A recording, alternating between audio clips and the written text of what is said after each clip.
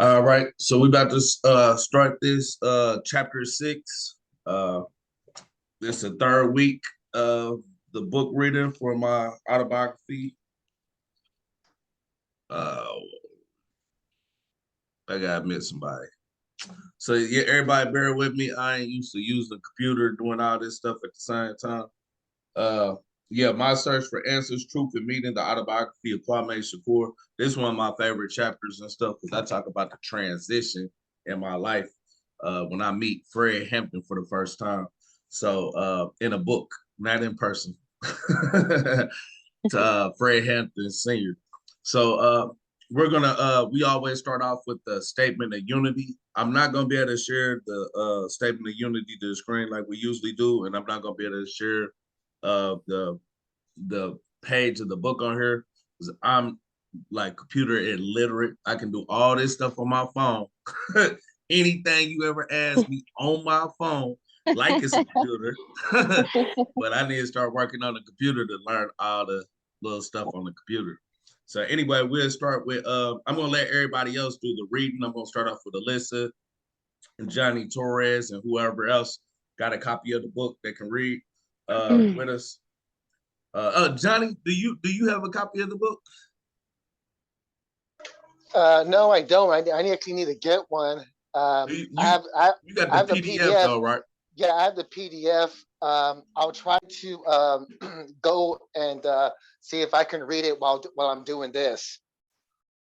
I'm pretty Okay. sure I could, but Yeah, I'll you try. can. Because I usually do it right on my phone while we doing it. So Yeah. all right, we'll just do that.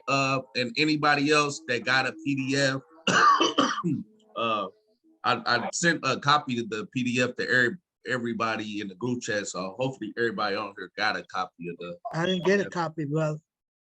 Okay. All right. So we'll start with the statement of unity. Alyssa, you have that?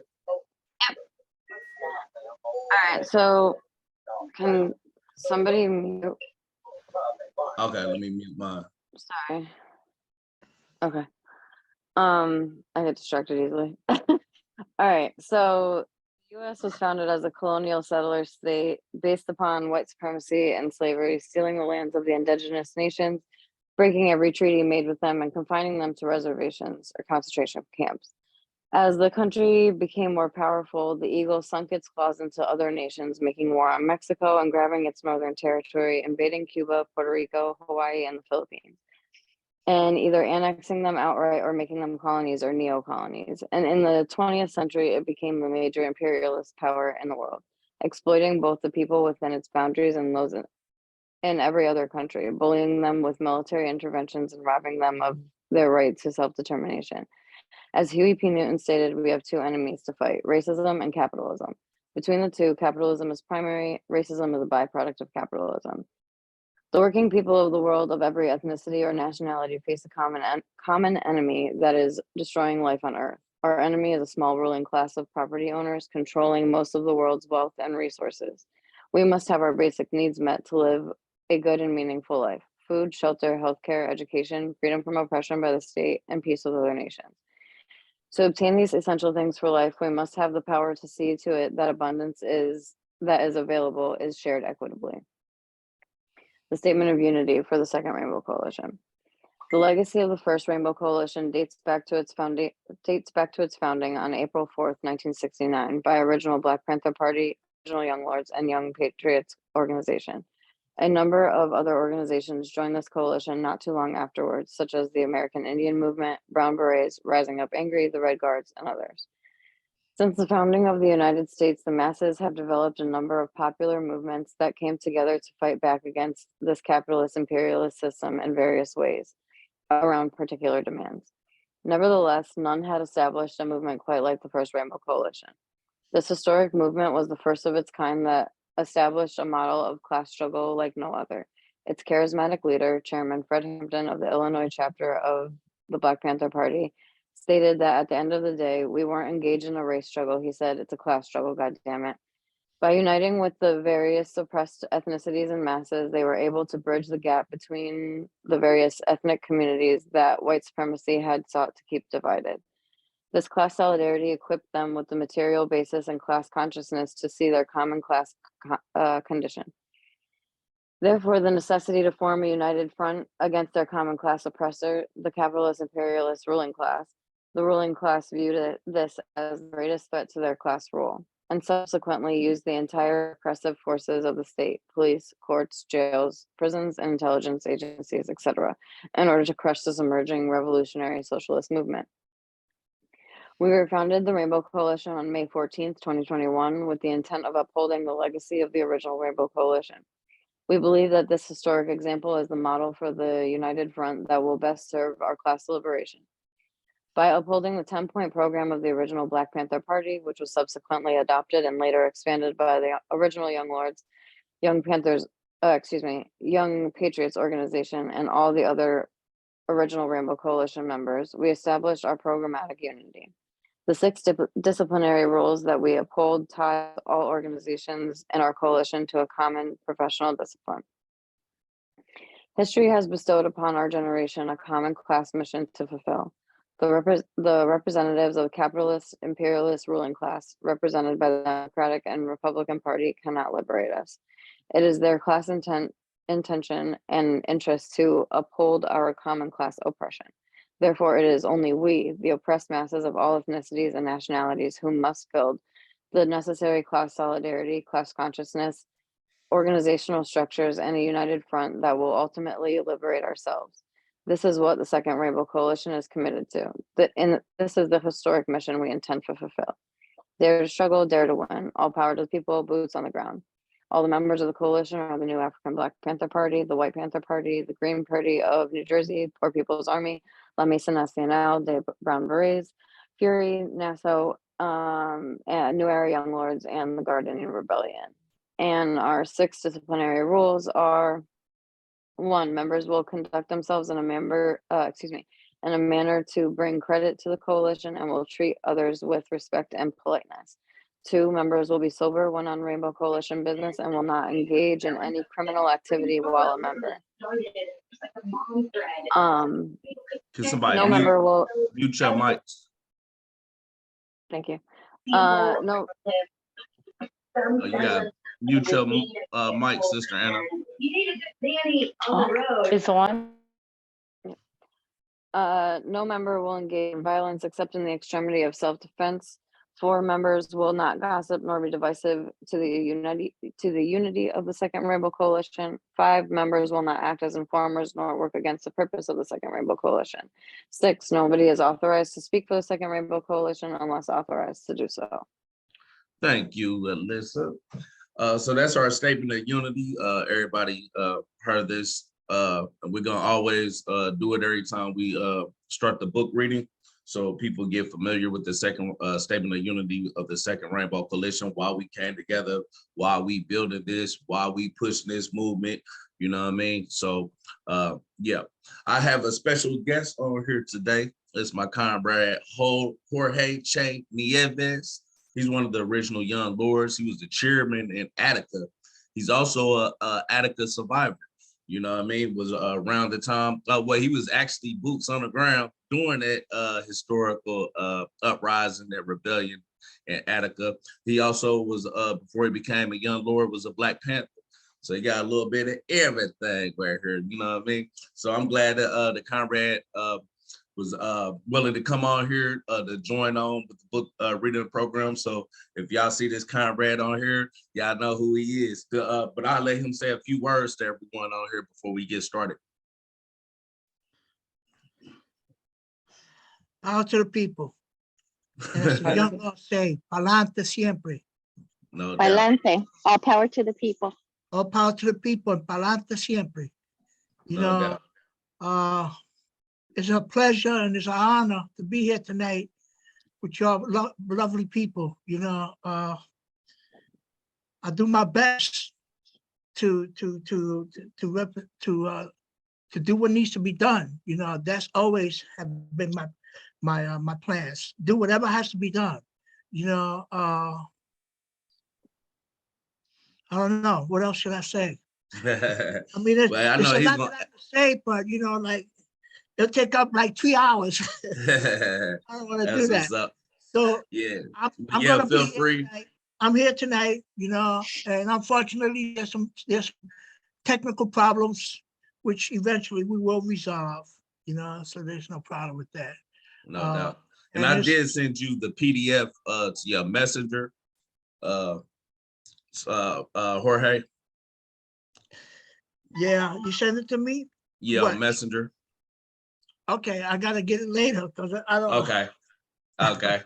All right, but we're gonna be reading, so you can just follow along with the book reading. So I'm gonna start off with Alyssa, Johnny Torres, and then Veronica, if you ain't driving, and whoever else want to jump in and read. But I'm gonna just monitor people coming in and out for the time being. Sounds good. All right. Okay, so chapter 6, the shoe. About 2 or 3 hours after Buddy and I whooped Sergeant Ash in E-Cell House, they moved us from desegregation to super maximum facility that was located behind level 4 side of the prison. The secured housing unit was a facility which was a prison inside of a prison for those who the state of Indiana believed to either be the worst of the worst prisoners or those deemed security threats to the facility.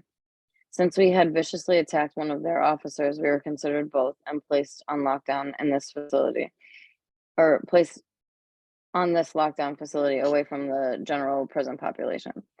These sorts of facilities had become an integral part of the control movement philosophy of prisons across the United States ever since 1973, when United States Penitentiary Marion became the first maximum prison facility. That's right. Or from there, Pelican Bay State Prison in 1988 opened up the first shoe Supermax facility, which became the prototype for most of the subsequent Supermax facilities that opened up across the country. In Indiana in the early 90s, they replicated this model at Westville Correctional Facility in northern Indiana by opening up a Supermax called Maximum Control Complex, or MCC. Soon after that, they opened up the shoe at, is it Wabash Valley Correctional Facility? Yeah, Wabash. Yep. Wabash, okay. Most of the people who had been sent to MCC when it had first opened were prisoners who had been a part of the rebellions at other prisons. A lot of these prisoners were more conscious and had influence over many in the general prison population. The prison sought to isolate them from the general population by placing these guys on MCC to force compliance under the harshest conditions. Prisoners like, how do I say that? Kataza Kataza Taifa, and others upon their arrival at the Supermax facility helped organize a hunger strike there in order to bring attention to their plight. Some of the prisoners even went far to escalate their defiance by advocating cutting off one of their fingers and mailing them to the American Civil Liberties Union. When it came down to it, many backed out at the last minute, leaving Kataza Taifa as the only one to actually do so. His heroic act of sacrifice compelled the ACLU to investigate the conditions at the Supermax facility that led to superficial reforms, but a necessary step in confronting the Eighth Amendment violations that were rampant on that lockdown unit.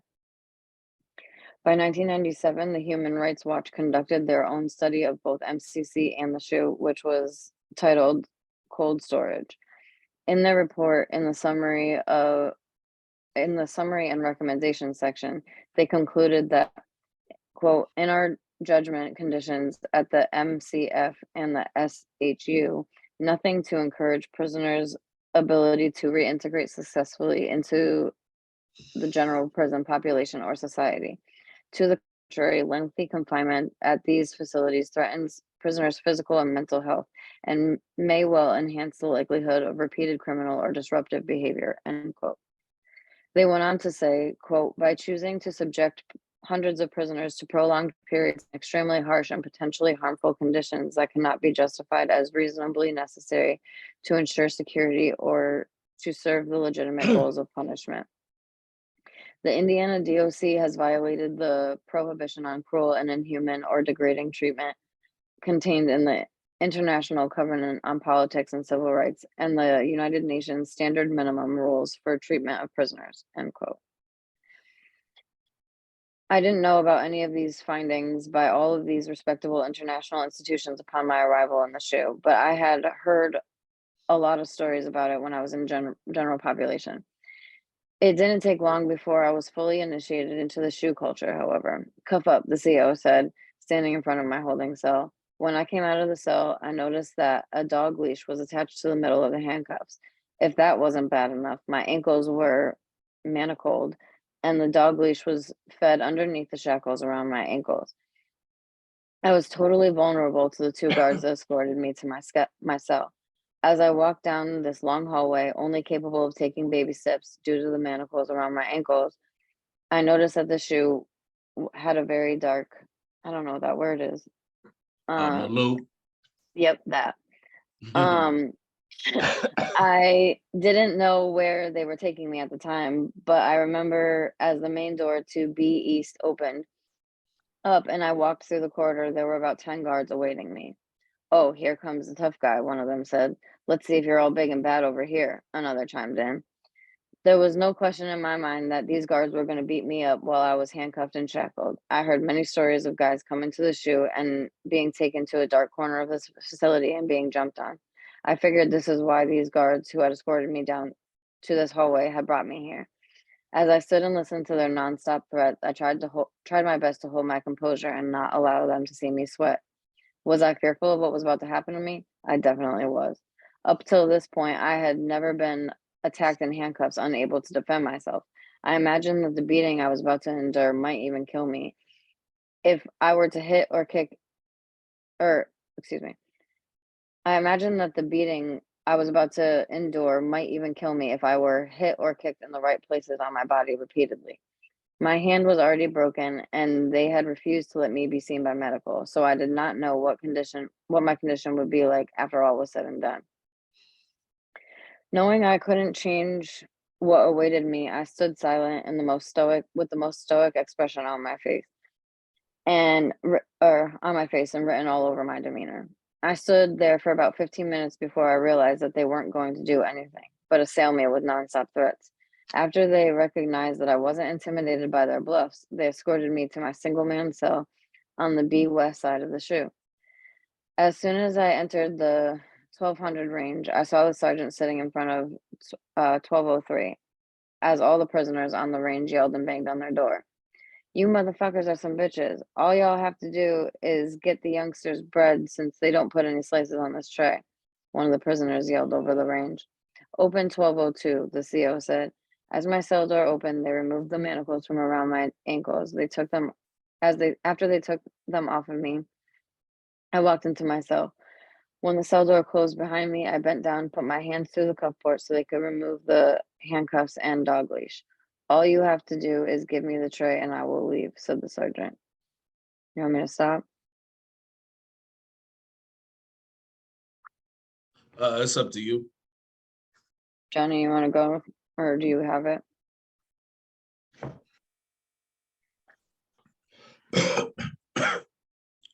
Johnny Torres. Yeah, I'll go. Yeah, Okay. I'll go. Okay. Go ahead.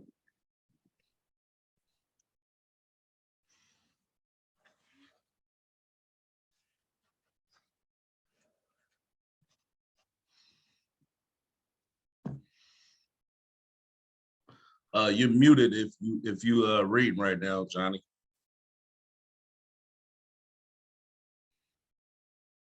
Okay. Can y'all hear me now? Yep. Yeah. Okay, good. So we didn't hear nothing you said, so Oh, I'd really? let you go. Yeah. Okay. So, Okay, let me go. Where was that? I'm not giving you shit until you bring me my slice of bread. Okay, I ain't giving you shit until you bring me my slices of bread, the young white dude said in the cell next to me.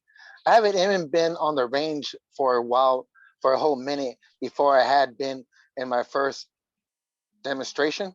Yeah. If y'all didn't give him the bread, y'all need to give him his bread, I yelled through the door. All the other prisoners began chiming in, supporting the youngster next door to me. Even the solitary Is that what it was? Solidarity this one prisoner was receiving from the other prisoners. This went on for about the hour before the sergeant ordered the goon squad to the unit forcibly remove the tray from his cell. They lined up in a military formation, 3 rows of 2 men standing next to each other. All of the commendation, is that how you spell that? I heard the young, That I think you you you skip it. skipped a line. You skipped a Yeah, couple lines. the oh two crap. lead men. Oh, the 2 lead men had plastic shields that they held in their hands. As soon as the cell door opened, they rushed into the cell. We were all yelling and kicking on our doors as they listened. All the Commotion. commotion. I heard the youngster screaming as they took him to the ground. We all knew they were in there giving him a beatdown for being defiant. Defiant. Yeah. Yep. All we could do was yell and kick on the cell doors since all of us were locked down in our single man cells. I will never forget the screams that came from his mouth that day. It sounded like sheer agony. I knew that it would, I knew that if they would do that to a white kid, they would surely do that or worse to a black dude. Nonetheless, that was my introduction to the shoe. The first week on the shoe, the guards would often come to my cell and threaten me. Everyone, including the prisoners, had heard about Buddy and I fucking up Sergeant Ash, while I received nothing but constant harassment from the guards. The prisoners, on the other hand, had nothing but constant harassment from the guards. Mm. I think I skipped the. But the But highest respect. yeah, There you but the go. high respect for our actions, in a way, we had become prison celebrities. My first week on the range, a lot of the the prisoners talked about how much they wanted to whoop the guards too. Our range tender was, somebody needs to mute their Yeah, Sister Anna, uh, you need Oh to God. mute it again. range tender was a prison celebrity in his own right because he had given given assault. Damn, did I He skip assaulted a over the guard line? himself. Okay. Given assault to the guard himself. I haven't expected to receive the level of honor and respect that I was given, but then again, it wasn't a surprise to me when many of these guys had endured a lot of torture from the guards before I had even received on the shoe. There seemed to be always be 1 hour restriction, You skipped the line. tension between the guards and prisoners in the shoe. They would either unwarrantedly, how do you spell that? Arbitrarily. Arbitrarily. Arbitrarily deny guys 1 hour reservation, Yeah, Recreation. recreation, or 15 minutes showers every other day, or they would shake you down and totally trash yourself. Anytime they didn't give someone what they were supposed to have on their trays, it would normally escalate into the type of standoff and subsequent Yeah, Yep. subsequent. subsequent Yeah. beating that I had witnessed the youngster get into upon my arrival.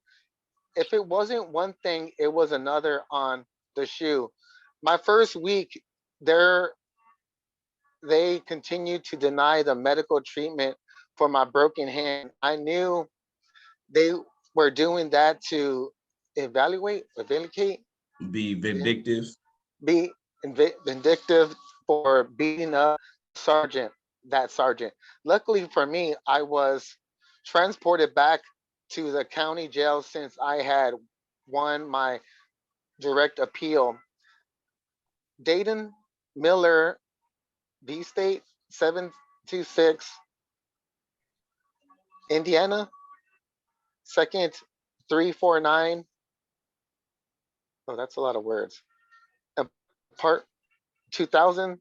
I'm just gonna skip some of that. As soon as I got in the front of the judge, I told her that I had a broken hand, broken my hand, and Washbash. What is that? Wabash. Wabash Valley Correctional Facility, and they were refusing to give me medical treatment. She ordered that I be immediately transported to Wabash Hospital after my hearing, which didn't last long. They had ordered me back. They had ordered me back to court mistakenly. The Indiana Court of Appeals had decided to transfer my case to the Indiana Supreme Court intentionally. Initially. Intentionally, the Court of Appeals had decided to transfer my case back in the court. Okay. Indiana Court of Appeals had decided to drop my first 3 convictions of criminal recklessness since they weren't proper laser included offenses of attempted murders instead of rectifying. Okay. That fundamental error, according to law, the Indiana Supreme Court simply decided to use my case to change the law, stating that criminal recklessness could now be a faculty. Did I say that right? Factually. Factually included offense of attempted murder. I was furious when I got that decision back. I had planned on my offense to be attempted murder. I was furious when I got that decision back. I had planned on my sentence being reduced down to a 30-year prison sentence instead of I still had 39 years for my good behavior. It was possible to get out after doing half of that, but I already began to demonstrate that I didn't mind doing my time with bad behavior. In the eyes of the prison regime. I can take over from here. I want to actually read this after this paragraph. This is my part of the book. That's my favorite part of the book that I read at every book reading on the book tour. Not this first paragraph I'm about to read, but the next one. And until I finish that little section.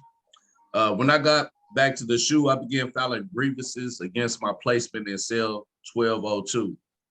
The range tender who was allowed out to clean up our unit at night showed me the policy concerning the bubble cells.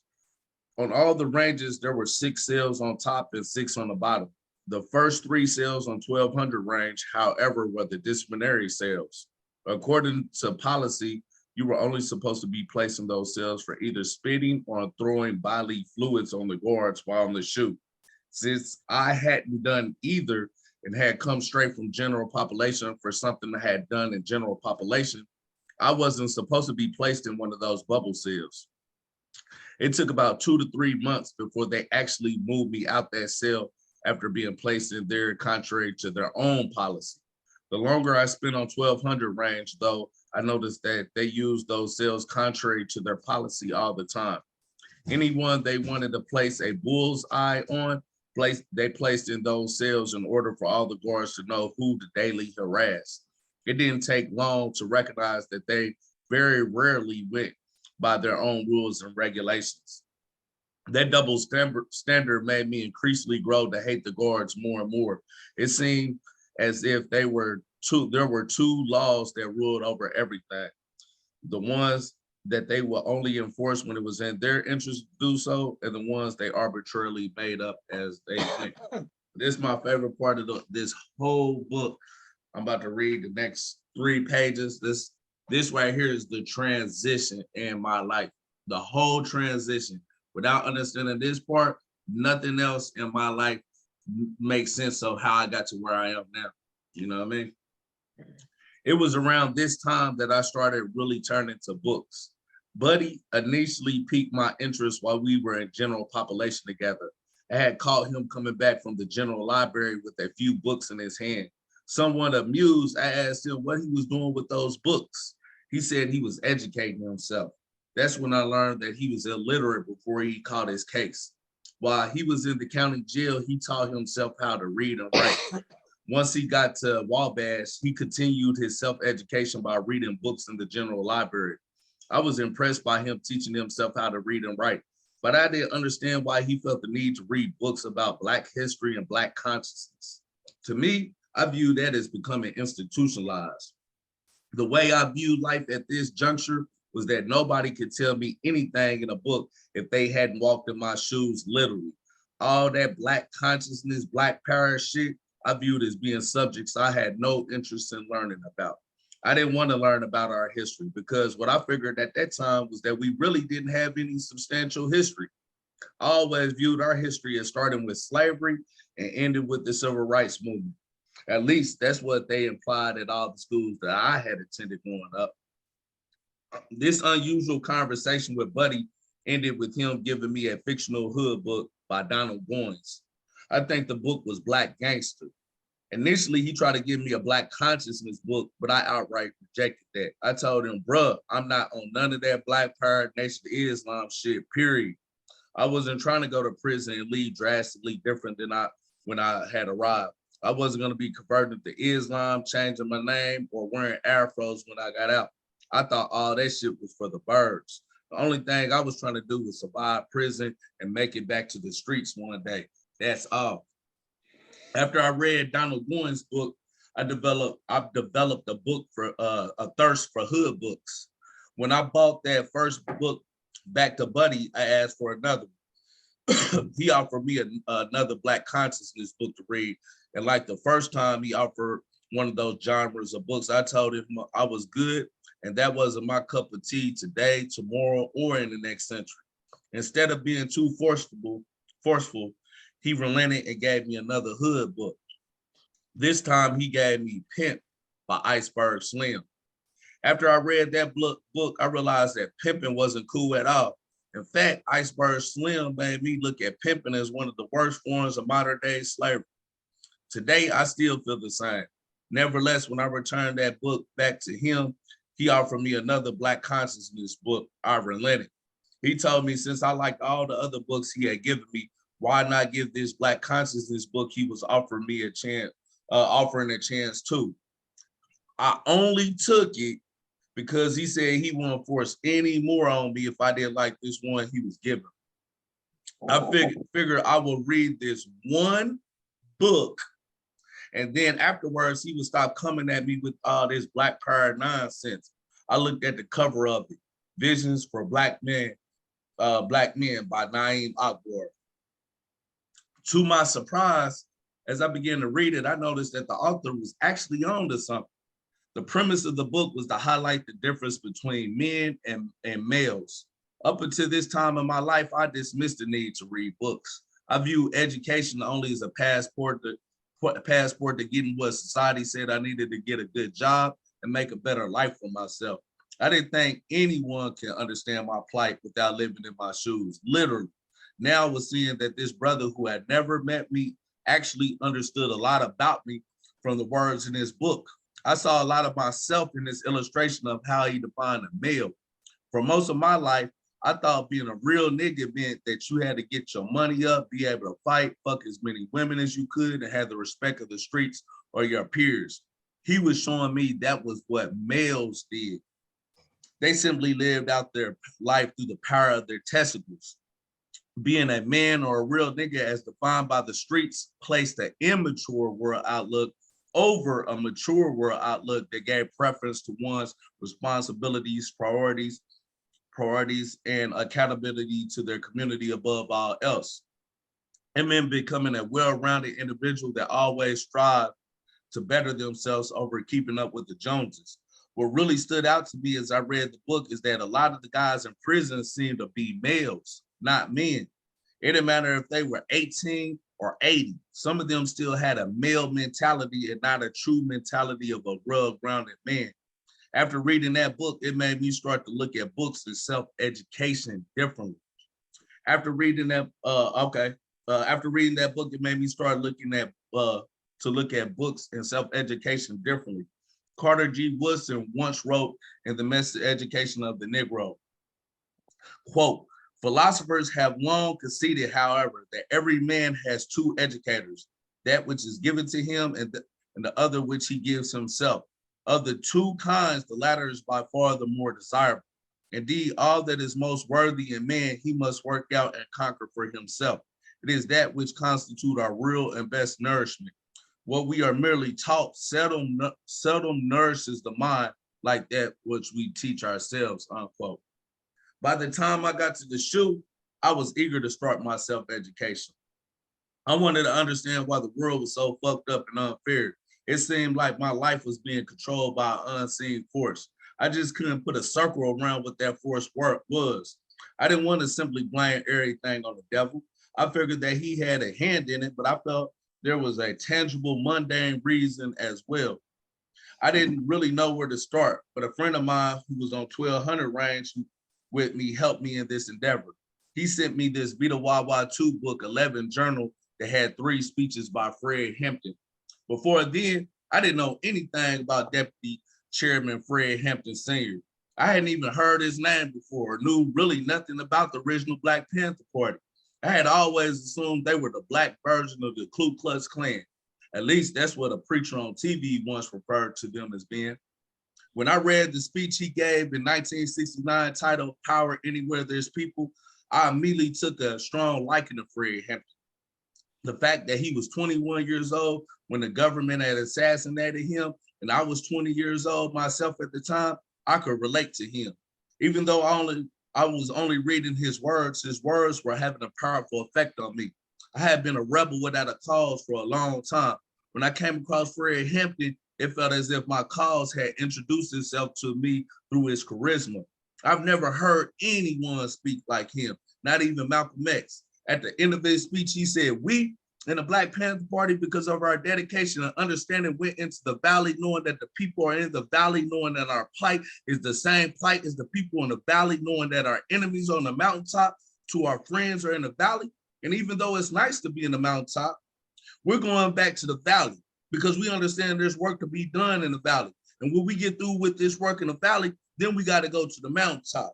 We're going to the mountaintop because there's a motherfucker on the mountaintop that's playing king and he's been bullshitting us. And we got to go to the mountaintop, not for the purpose of living his lifestyle and living like he lives. We got to go up to the mountaintop to make this motherfucker understand, God damn it, that we coming from the valley. I was impressed. I wanted to learn more about this unknown leader no one told me about, as well as the original Black Panther Party he was a part of. I learned in the Vita Wawa 2 journal about the free breakfast programs that the original Black Panther Party had. I learned about the street organizations and how a number of them had worked alongside them. Also discovered the FBI had pitted other street organizations against the Panthers to disrupt the good works they were doing in the community. I hadn't heard about any of those things in the schools that I had attended growing up. I wonder what else they were hiding from me. I was determined from that day forth to study everything I could. I started realizing there was a whole lot they didn't tell me about doing my formative education in school, or should I say miseducation in those schools. Were you still driving, Veronica? Nope, just got home. Okay. You still do you have the book in front of you or the I do. okay. Yeah, if you want to pick up where I left off. Yes, and you're at, I was given, right? Yep. Okay. I was given a year on the shoe for the battery charge I caught on Sergeant Ash. They even charged and convicted Buddy and I for a misdemeanor battery case that was added to our overall sentence. We both took plea bargains because they decided to drop the felony D battery charge we were originally given. I didn't mind taking that since it ensured me that I wouldn't be catching another felony conviction. In the state of Indiana, 3 felony convictions could possibly result in you getting a 30-year sentence for being a habitual offender. As I sat on the shoe serving out my 1-year disciplinary sentence, I passed my time in a variety of ways. Sometimes I would play other guys over the range in chess. The cells that we were confined in had steel doors at the front of them that had a lot of holes in it. It made it a lot easier for us to communicate with each other since we couldn't have any direct face-to-face interactions. I was amazed at how creative prisoners were. It seemed like we would always find ways to surmount any obstacle or limitation that the prison regime tried to place upon us. The way we were able to play chess with each other without being in front of each other was by making a board in our cells that were numbered just like our opponent's board. Some guys would make their chess pieces out of toilet paper by molding them with water and letting them sit and dry. All through the day, you would hear over the range, "My rook on 1 takes your pawn on 32, or I castle, my king on 7, and my rook on 6. This would go on all day to pass the time. Occasionally, some of us would put in $1 or 2 and have chess tournaments. Spending hours a week playing chess against some of the best players in prison on the shoe made my chess game a lot more formidable. I think one of the inventions that stood out to me on the shoe that everyone invested in was making themselves a Cadillac or a car. A Cadillac was simply a long string made out of torn up sheets with the weight on the end attached to it. A lot of guys used a roll-on deodorant bottle as their weight since you could buy it off of commissary and it was easy to slide it under your door or throw it through your cuff port. The key to using a Cadillac was to be able to either slide it or throw it far enough to your recipient while holding onto the end of it. They would fish it in with a stick or with their Cadillac. Once they did, they would attach something to the end of it so you could pull it back in. So if someone was in cell 1 and they wanted to pass a kite or prison letter, some food or whatnot to the guy in cell 6, they could throw or slide it down to their cell with their Cadillac without any intervention besides the 2 people involved. Some guys were so adept at using Cadillacs that they could literally throw it over the wall so it landed on the range adjacent to our range. I never got that good. I could get mine to someone on the bottom range if I was on the top range, but that was about it. Most of the time, if you needed to get something from one range to another range, you simply gave it to one of the few guards who were all right with most of the prisoners. I never put anything sensitive in my kites just in case they switched up on us. That's the way Buddy and I stayed in touch with each other throughout our whole time on the shoe. Not too long after we had arrived on the shoe, the prison started allowing us to keep our TVs in our cells. You had to remain free of Class A or B write-ups in order to be eligible to have yours. But for the most part, most of us would eventually get ours after our first 90 days. There were a number of reasons that they started giving us that so-called luxury. The report titled Cold Storage that Human Rights Watch put out about the shoe and MCC highlighted how sensory deprivation had long-lasting psychological, emotional, and sociological scars from the lack of mental stimuli. By giving us TVs, it was one of their ways of allegedly trying to compensate for that. Although it gave us another way to cope with the mental torture those units were inflicting upon us, it still left a lot of us scarred in many ways. I didn't start to really notice the extreme effects until I was released back to general population and was around people again. I just noticed how violent my thoughts were becoming. I don't think I wrestled with the degree of hate, anger, and violent thoughts like I did until weeks began turning into months. I remember waking up at times pacing in my cell with my hands balled up into fists, imagining myself beating up guards or even stabbing them. Feelings of revenge seemed to become an integral part of my waking consciousness. That's another reason why I believe they gave us TVs. The prisoners' demonstrations against the arbitrary bullshit that they would do to us started to become less frequent. Guys didn't want to catch a Class A or B write-up and lose their TVs. For the prison regime, it was one of their tools of pacification, and it worked. However, whenever they really violated us, we would still carry out our collective demonstrations. One of the demonstrations that got the whole B West riled up, or any unit on the shoe, was when some guys would call upon everyone to release the hounds. Releasing the hounds was when a person would clog up their toilet and continuously flush their toilet until it began to overflow. To trap the water in your cell, a guy would roll up an extra blanket or something and put it under their front door. If you did this long enough, you could fill up your cell a little above your ankles. If you could get at least 6 other guys to do it with you, especially if they were on the top range, you could unplug the bottom of your cell door at the same time and flood the whole range.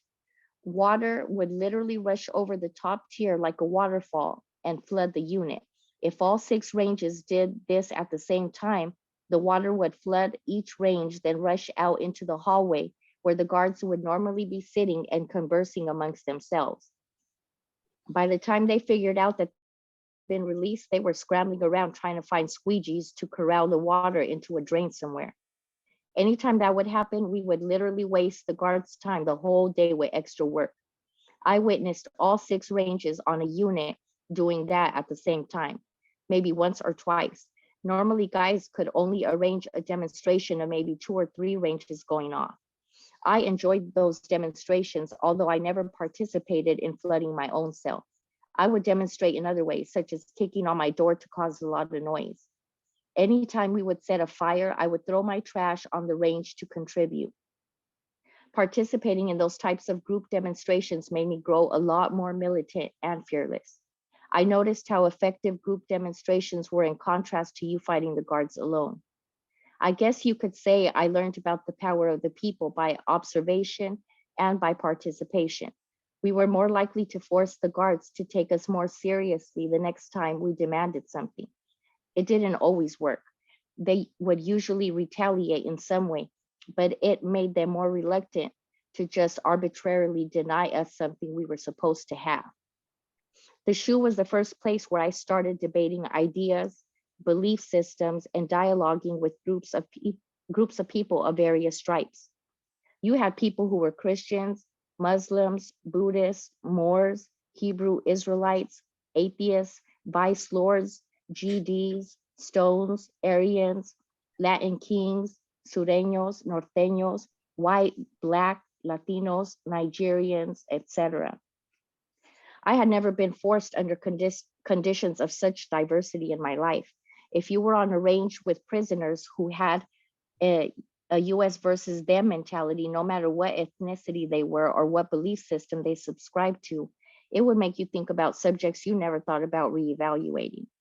My world-class education started not only because I began my self-education while in the SHU, but also because I began to learn more by listening to the diverse views that I came across in the SHU. I had never been more hungry to learn in my life. Some of the people who began making me redefine what I was so-called taught came from some of the least likely sources. I remember one time getting into a debate about Abraham Lincoln with this Aryan. We both were US prisoners versus them, the guards type of prisoners. So there was And enough let me. mutual. Mhm. Did you hear me, Veronica? Yeah, you were saying for me to stop there? No, I was saying it's not US, it's the us, the prisoners versus them mentality. You know what I Oh, okay, I see. Okay. mean? Okay. We were both us versus them, or the prisoners versus the guards. Is that what you were saying? Yeah. Okay. All right. Type of prisoners. So there was enough mutual respect to talk about sensitive ethnic subjects. I don't remember what I was saying, but I remember his reply really surprised me. He told me I didn't know what I thought I knew about Abraham Lincoln. He said that the stuff they taught us in the public school system was inaccurate.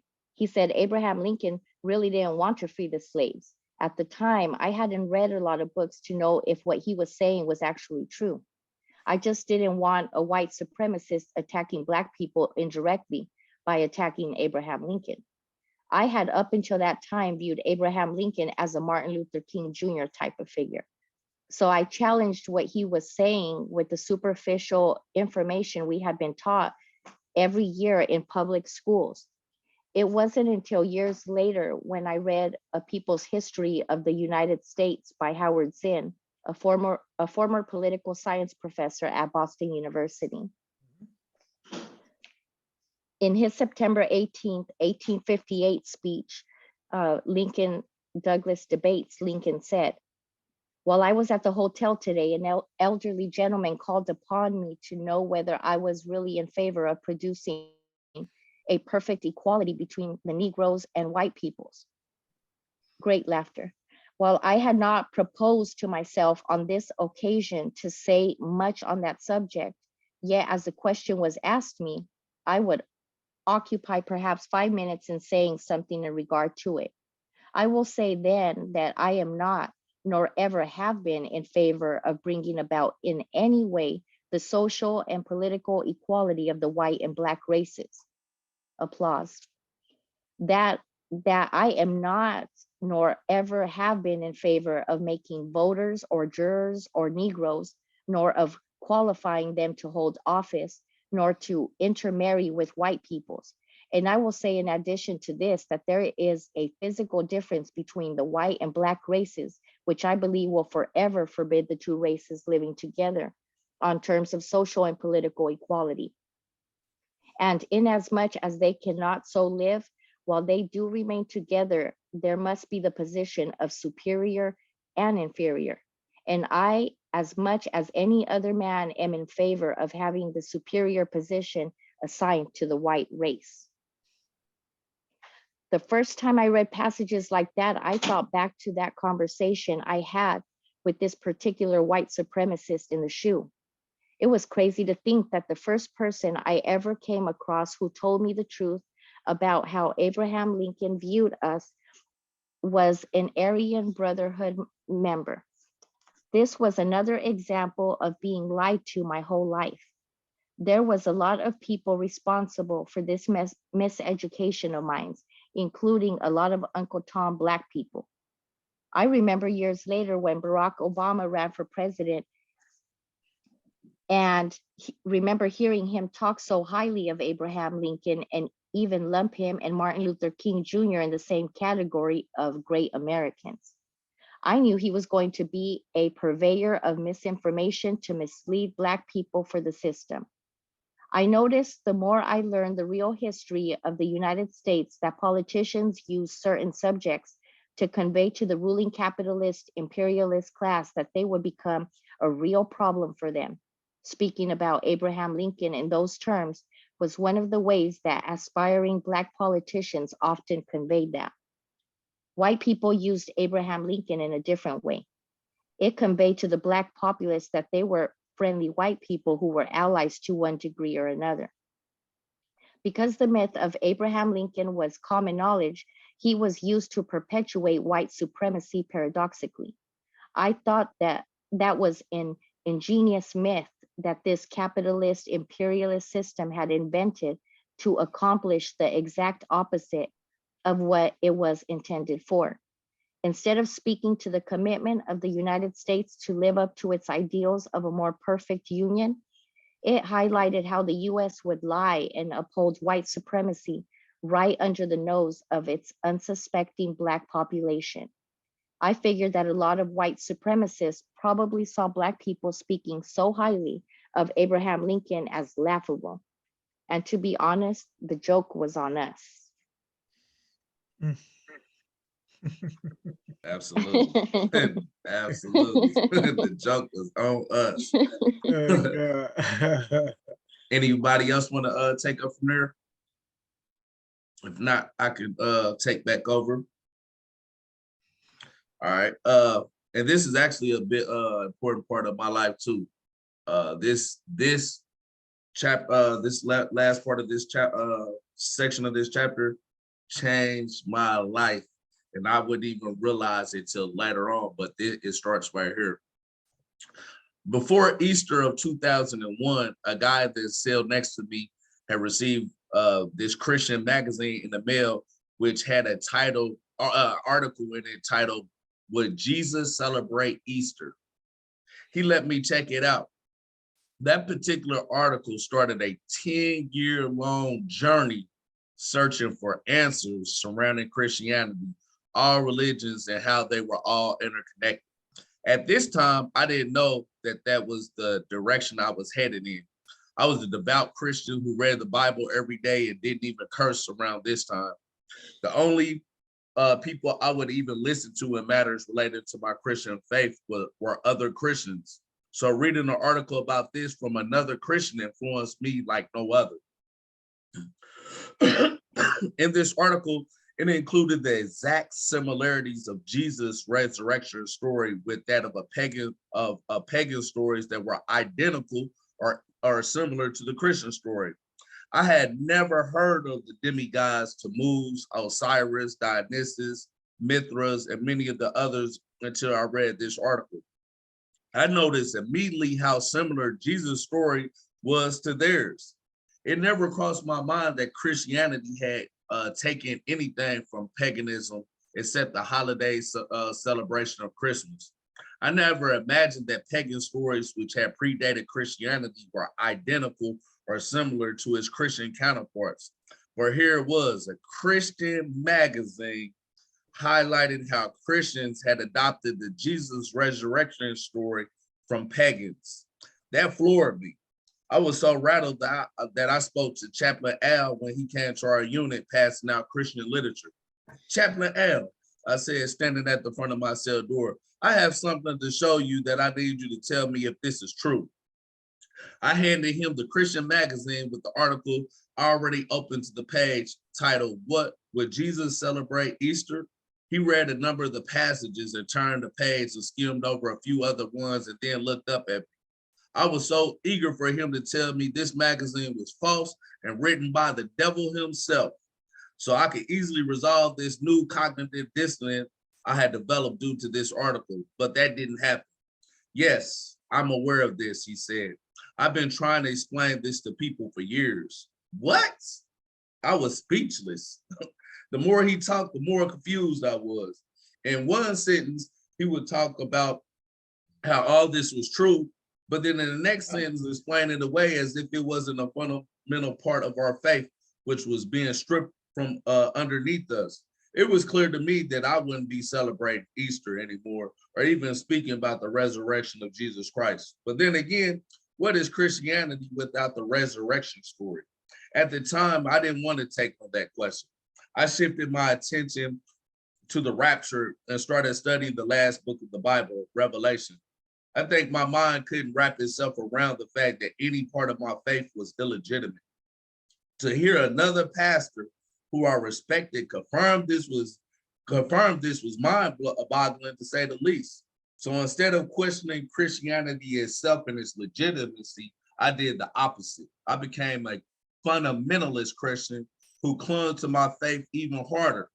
By shifting my attention to the coming of Jesus, it helped me dismiss Easter as an intervention of the devil to deceive God's people. This transition in my life, as I look back now, I could see how people become religious extremists. Instead of confronting one's cognitive dissonance once something is revealed to you, a person often becomes even more committed and dedicated to their religious faith. To compensate for this new information, one simply invents justifications and rationalizations for why they are approaching their faith so drastically differently. It's a good thing I didn't come across an extreme religious Christian leader who noticed this and wanted to take advantage of my vulnerability. If he or she could have explained this connection to paganism and produced a logical alternative, I may have followed them like Malcolm X blindly followed the Honorable Elijah Muhammad. Because of that, I started to develop my own understanding of my new Christian faith. It would be a number of years before I resolved this fundamental contradiction that this single article gave rise to. Right before I was scheduled to be released from the SHU, I came across this guy named Kitty out at rec one day. I had been moved to 800 range, which made it a lot easier to talk to Buddy since he resided on 700 range. I could literally yell over the wall to talk to him. This particular day, I was out at rec on 800 range when they had brought Kitty to 700 range, which was no more than a concrete walled-in dog walk. I would call it a dog cage, but it was concrete all the way around. They had a basketball rim there, which was probably 13 feet high. The walls themselves were at least 2.5 stories high. If you look straight up, all you could see was the sky and clouds. Like everything on the SHU, you had recreation by yourself. Direct human contact was non-existent. In time, it would grow to be normal for me. To be in direct contact with another human being without handcuffs became abnormal. I didn't realize that, though, until my year on disciplinary segregation was over and I rejoined the general prison population. Nevertheless, this particular day, Kitty and I were outside talking through the steel door that separated 700 range rec yard from 800 range rec yard. You could look through the keyhole and see the other prisoner on the other side. That was the limit to your contact. Kitty and I had been at E's cell house together before we were sent to the SHU. I never got a chance to really get to know him beyond conversations and passing, but we both had mutual respect for one another. This was around the time that I started reevaluating my position on homosexuality. Kitty had always had Black boyfriends. I knew his man and was actually really cool with him too.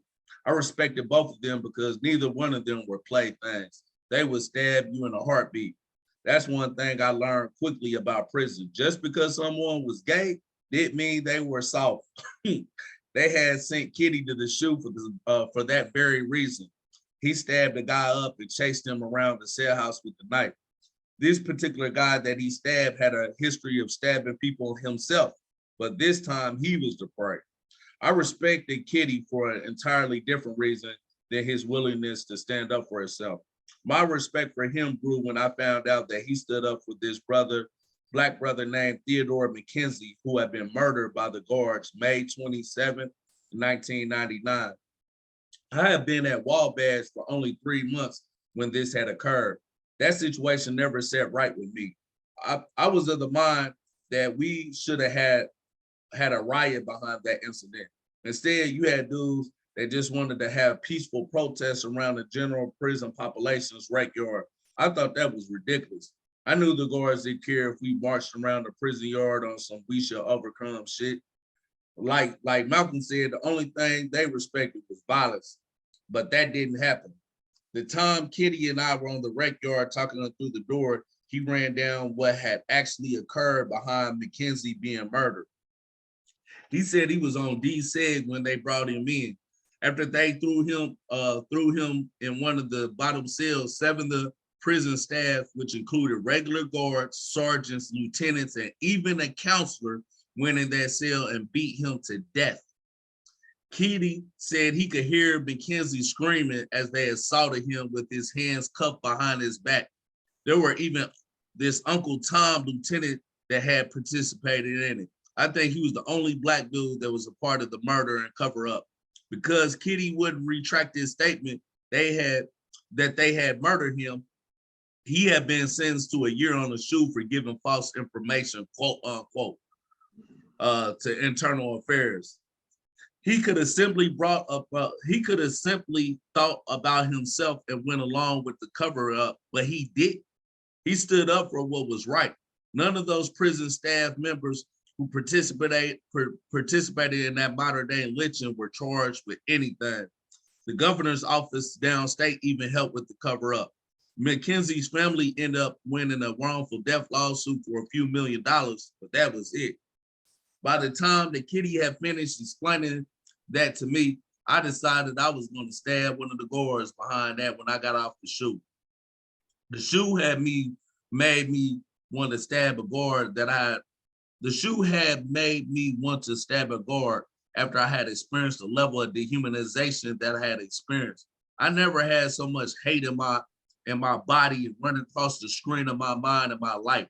Not only was I outraged by what happened to Mackenzie, I just felt that the prison population allowed the guards to get away with way too much. I was at the point where if nobody else wanted to start making extreme violent statements with actions, I figured I would start carrying out my own justice. I guess when a person is desperate and tired of being mistreated day in and day out, that man is willing to go all out to stand for something. I had had enough of the guards at Wild Bass. They had done everything under the sun to me and others on the shoe that whole year I was on Supermax. They have purposely lost all my property I had in storage that I couldn't have in my cell. They have routinely denied my Rex and Shire, sometimes several times in the same week. They have ransacked my cell during several shakedowns. I have been called all kind of names. On top of that, my mom had tried to get the facility to move me to another prison after my year of disciplinary segregation was up, but they had declined to do so. So I had made it up in my mind that I would avenge Mackenzie's death by stabbing one of the worst guards who had been part of that. As much as I wanted to get out of prison, I stopped caring if I did. The amount of time I had left in prison felt like an eternity. I started caring more about living my life with dignity and making the guards fear me than getting back to the streets. I knew there was going to be hell to pay for all they had done to me and others on the shoe in that Wabash Valley Correctional Facility. Turn around and cuff up, the CO said, standing at the front of my cell. All right, the other prisoner said as I began to walk off the range. Keep your head up, Daddy, no doubt. Yahoo! Let me let Alyssa back in. Yahoo! Another guy said, which is in Swahili means freedom. Sa, I replied back in Swahili, meaning now. A lot of the guys who had turned to revolutionary politics while in prison greeted each other or parted ways by saying that to each other. I had entered the shoe a common rebel, but left a revolutionary who was still in search of what that actually would mean for my own life. As I walked down the hall that I traveled through a year earlier when I had first arrived, I realized that a lot had changed about me. I was a lot more hardened and fearless. I was a man now on a mission. I really didn't know what that mission fully entailed, but I knew I was at war with the prison regime itself. Anger and rage consumed me from the year of mental torture that I had personally endured or witnessed. As much as I was glad to be finally getting off the shoe, I knew I would soon be back. So that's the conclusion of chapter 6, the shoe, you know. Yeah, I want Che. I want to start off with Che, you know what I mean? Because I know with him being an Attica, you know, in that Attica uprising back in 1971, like that transformed a whole generation around prison liberation, the prison liberation movement. But I want Che to talk about a little bit of his experience with y'all during, like, how dehumanizing Attica was. Why would even people rise up like they did, you know, and put their life on the line? Bro. There's a lot of brothers that lost their life during that Attica rebellion. You know what I mean? But since he's on here and he's an Attica survivor, I know he can relate to a lot of the frustration and anger I started to develop when I was on them units. You know what I mean? So I want him to share a little of his own personal experience in Attica with us real quick. Thank you, good brother. Attica means fight back. It has always meant fight back.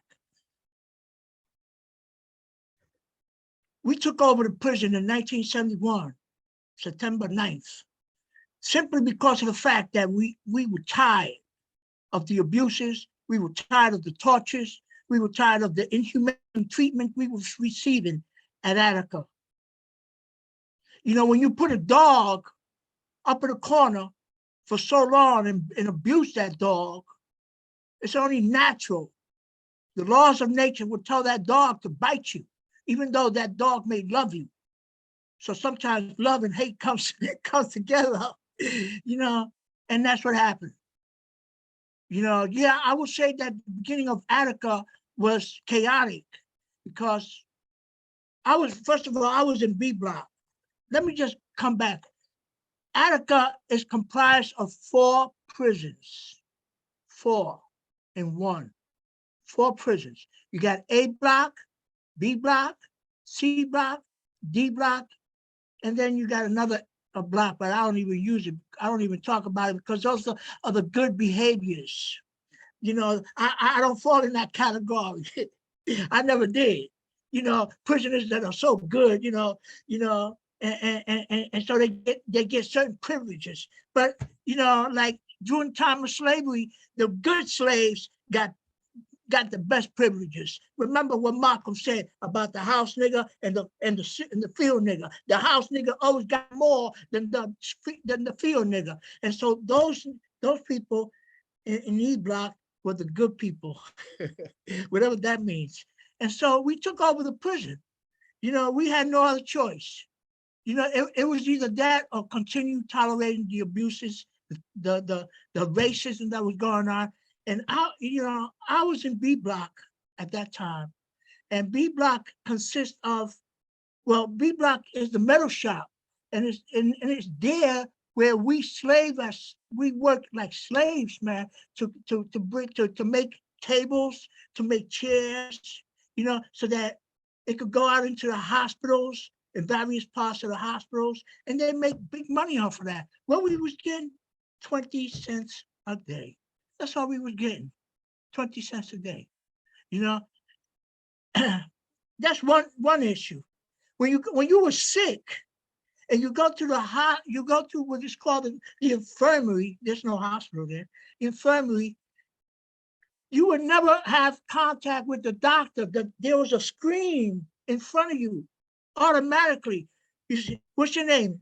I always say Chad Nieves. My name is Chad Nieves. That's not your name. My name is Chad. No, that's my name. But nevertheless, he said, what's wrong with you? Well, I got this pain here. Okay, here. They give you an aspirin. Somebody else comes along. What you got? They give you an aspirin.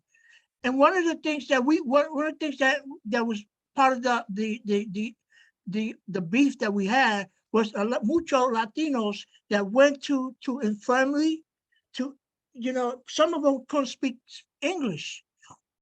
And so they had big problems with the doctor because there was 2 doctors there and they were German. I call them Nazis. They were Germans, and so when they had conflicts, talking, they couldn't talk. And so the doctor said, well, I know what your problem is. Here's an aspirin. And I mean, that was the cure, what they claimed cure for our problems. The food was terribly lousy. I mean, there was food that it was cold. When you get it, it was cold. Some food it was half cooked. Can you imagine that? I mean, and then they give you 1 toilet paper a week. One toilet paper a week. That was wrong. 1 toilet paper a month. That's what you got. 1 toilet paper a month. So if you had to shit, you were in trouble. Man, that's crazy. A month. You had 1 shower a week. Man. 1 shower a week. So Mm. during the evenings when we was in our cells, they'll give us these buckets. They fill out two gallons. You get 2 gallons of water so that you could do your thing. You brush your teeth and wash up and whatever else needed to be done. And so that was the situation. There was no literature. The library was full of Hardy Doody and Mickey Mouse. Mm. And they back to that now. They back to that How you now. doing, Mickey Mouse? Do you man? Yeah. But shit. And that was the situation. And so we were tired of it. Oh, let me blow your mind also.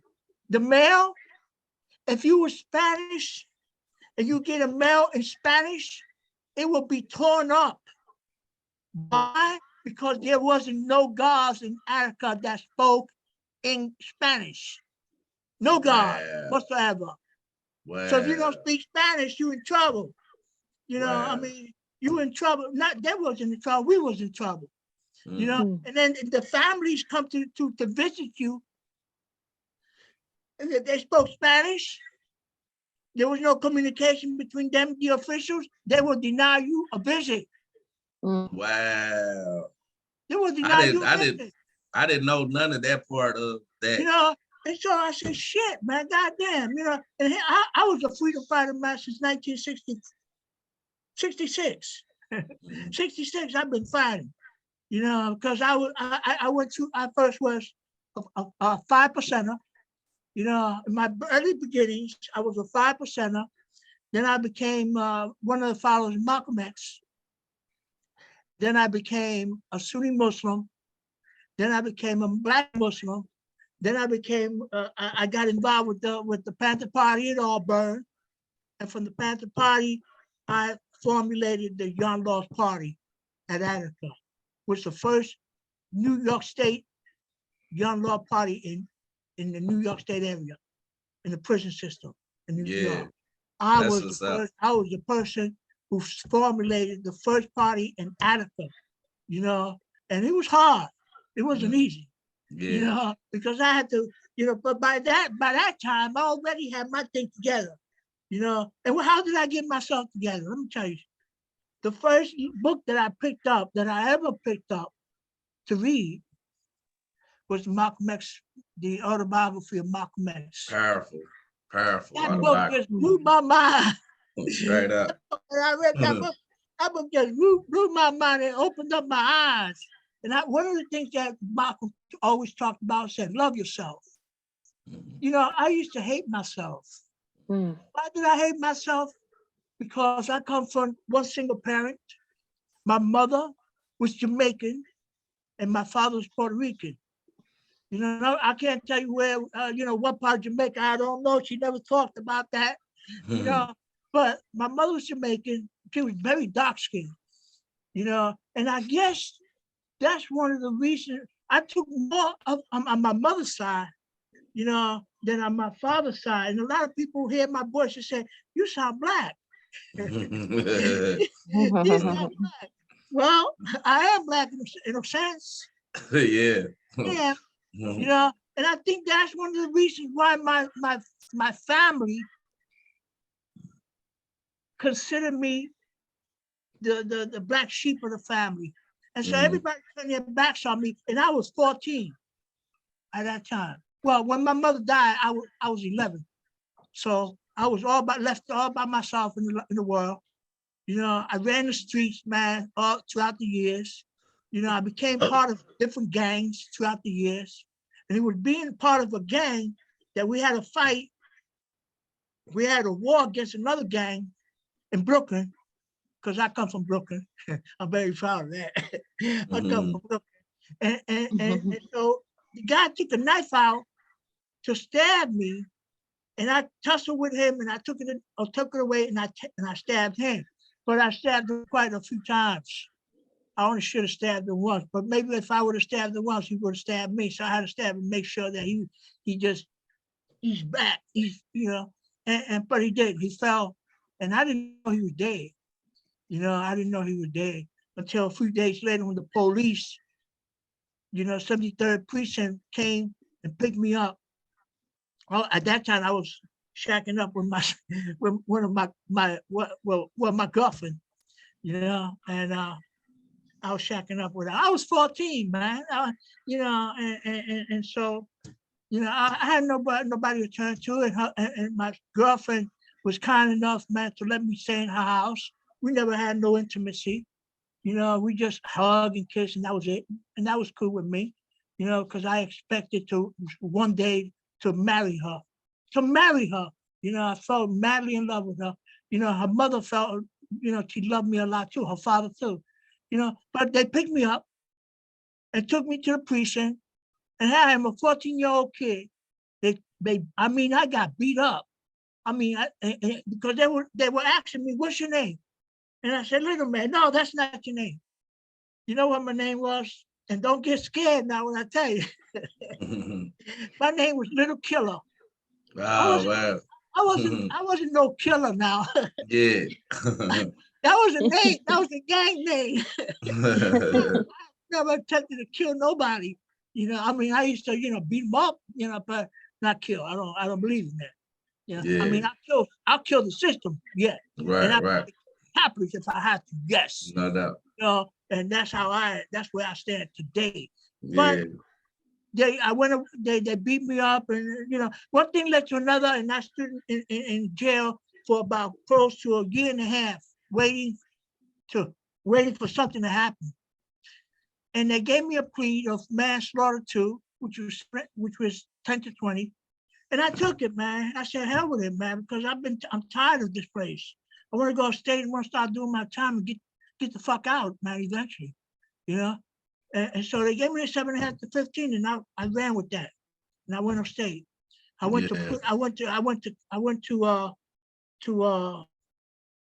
to Nabanack State Prison, and I did almost 7 years there. That's where I met the 5%ers. I ran into the 5%ers, and they're the ones that gave me the book on Malcolm X. So I read it, and it enlightened me. It woke me up, man. It really woke me up. So by the Yeah. time as you always know, and you could vouch for this, bro.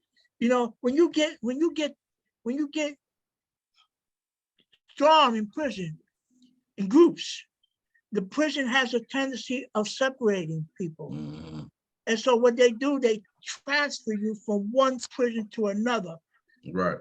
and that's what they did with me and other people. So from Nabanack, I went to Auburn. And it was in Auburn that I was able to come across, about 7 years later, come across Black Panthers. And they really took me under their wing, and I started reading up on Marxism and Leninism and I call it Castroism, Maoism, and the whole 9 yards. So by 69, I was ready. So I was transferred from Auburn to Attica, and it was in Attica that I developed the Young Lost Party. That's what's up. Yeah, I'm glad you was able to come on here and join this, because some of this I didn't even know, like they was cutting up bill and stuff of all the Spanish speaking people. That's crazy. But I want to get to some of the other comrades on here. What was some of the things, Alyssa, in this chapter that stood out to you, that was impactful to you? Oh man, there's a lot. I don't know. I always end up managing to tie it into something that's going on. That's Let me good, go sis. back. Yeah, usually that if Veronica, if you have something, give me a second, because my brain is all over the place. Yeah. I accidentally just looked and saw a clip, which is what actually did tie into it, but I can't remember where it was from the story. Yeah. So first off, I want to say thank you, Hermano Che, for sharing your experience. It's not the first time I've heard you share your experience on a couple other forums, but there's always new stuff, like you were saying, Kwame, stuff that you didn't know or you didn't hear before. So just my respect to you and you as well, Kwame, for your experience and, you know, sharing what it is that you all have been through, you know, so that, you know, we can learn from those experiences, you know. So I wanted to say that first and foremost. And then Sister Alyssa, just like, you know, how you were saying, you know, you always try to like find something that you could tie into, you know, something that's not that this is irrelevant, because of course it's relevant, but something that ties into something that's currently happening. And, you know, I can't help but to think of our brother out here in Tennessee, Tyree Nichols, who, you know, I don't know, it could be that by now they've released the video cams of, you know, They did. of the, they released it already. Yeah. So, you know, we just want to express our condolences, of course, to the family of this brother who was assassinated at the hands of the state of Tennessee. And, you know, there's so much to say about that. I don't know if we want to get into that, or if you want to do something separate with that, or if you want to share more, Alyssa. Is that what you were kind of referring Well, I to? think in the beginning of it, it was more like when he was talking about, you know, being handcuffed and knowing that he will, or at least anticipating that he was going to get, you know, and like this was, I don't know, what year would we say that this is? The 1990s? Like, Yeah, 99. and I'm like, we're all over here sitting here waiting to watch this video of another man. Like, and this one just doesn't, I mean, none of them make sense, but it just, what I've only seen like 45 seconds by accident. I got distracted and I looked and I shouldn't have looked because I'm so distracted by it now. But it's not, it doesn't make sense. And like, why, if the job, well, I mean, we all know that they're full of shit, but like, if the job is to protect and serve and all of these things, like, why do prisoners know that they're going to get their asses handed to them? Why do prisoners feel like they need to retaliate in order to, I don't know, get basic needs met? It's the same exact thing that is happening out here that we're all fighting for right now. And it's just that it's in every, and like when I was listening to, I think it was chapter 4, and like Sister Anna's talking about, like, I don't know, $400 trillion to keep people in jail right now. Like, what are our priorities? It's just gross.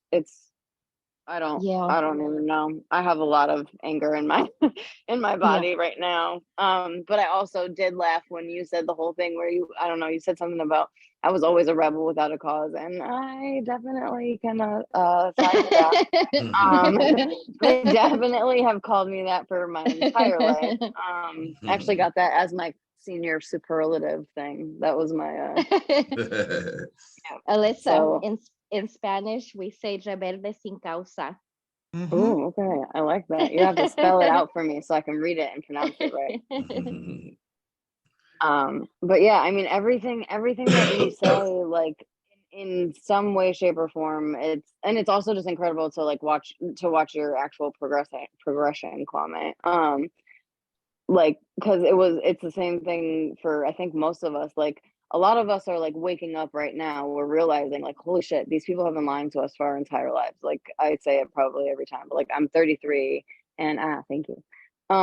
And so, I've now realized that I've been lied to for my entire life, and I have to now learn, and I just constantly want to fill my head with more information and more information. But at the same time, there's so much chaos that's happening outside that it's like you can't even keep track of what the hell is going on out there right now. Like, I can't imagine what it was like to be inside of your own head, not knowing what's going on outside of there, where like I'm trying to like separate those two things in my head right now, and it's not really working. But I can only imagine that your head was as loud as mine feels right now, if not very much louder. Right. Yeah, yeah. I'm glad. Like you and I wrote it in the way I wrote it because I don't want to go from point A to Z without showing the process. You know what I mean? Like this didn't happen overnight. Like I'm not the person I am today because I read one book and it changed me, and now voila, I'm who I am. No, it did not happen like that. Like everything you see throughout my life is a struggle. You know what I mean? As you can see, I didn't even like reading books. You know what I mean? I was like, man, this, and this another thing I want to emphasize this because Mao Zedong, he talked about how the uneducated can lead the educated. You know what I'm saying? And the brother that and me and him good friends, he's out here with me today. We hang out every so often and stuff, go chill. He was at my birthday celebration and stuff.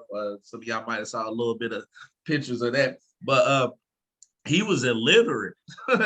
Like he taught himself how to read and write in the county jail.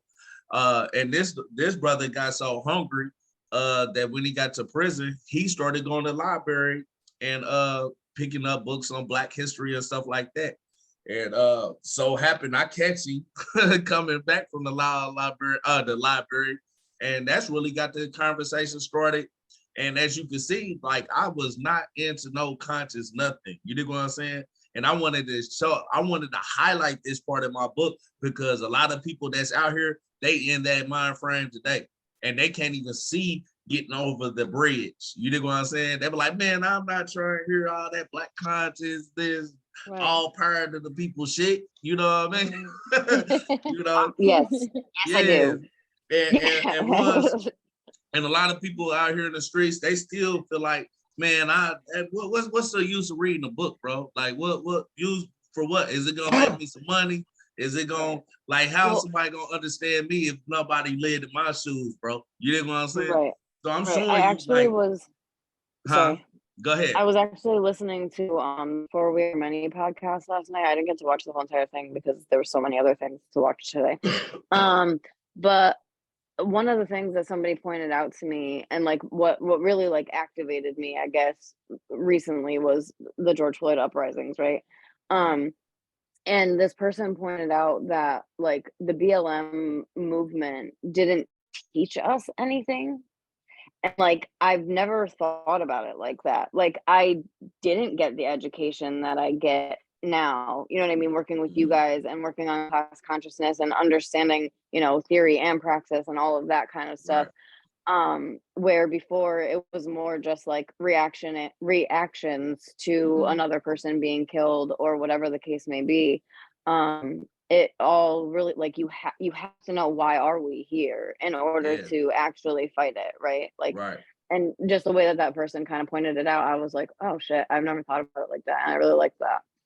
Because I think that that's where a lot of people like my age, like millennials or whatever, at least kind of like waking up, like because we grew up like listening to hip hop and like we loved everybody and blah blah blah. Like definitely, I would say like Islamophobia was definitely like a thing in my generation, because of like 9/11. So I was like when that happened, so like.